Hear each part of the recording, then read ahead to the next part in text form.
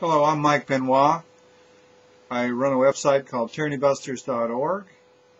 I'm a frequent candidate for Congress in California's 52nd District, running always as a libertarian, and starting a new fellowship called Thomas Paine, Frederic Bastiat, Thomas Jefferson Freedom Fellowship.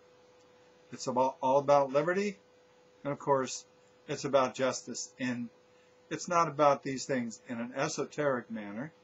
I think many people in modern society have forgotten what freedom actually is. They've replaced it with material wealth, good times, bread and circuses, that sort of thing. So what I'm going to do is a bunch of videos on Frederic Bastiat's work, The Law. And of course they're going to be short little cuts, minute to 2 minutes long, so you can watch one of them one day, one the next day. And the way Bastiat wrote this book, you're going to get a complete thought out of each little section. I'm going to start off with the preface here, and I don't know who wrote this preface, and it might have been written some time ago, but this book was translated from French,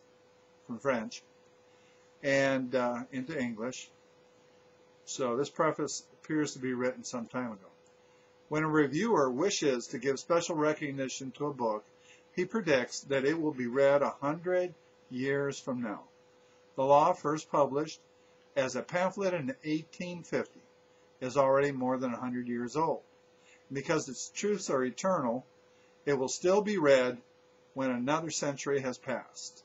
Frederic Bastiat, 1801 to 1850, was a French economist, statesman, and author. He did most of his writings during the years just before and immediately following the French Revolution of 1848. This was a period when France was rapidly turning to complete socialism.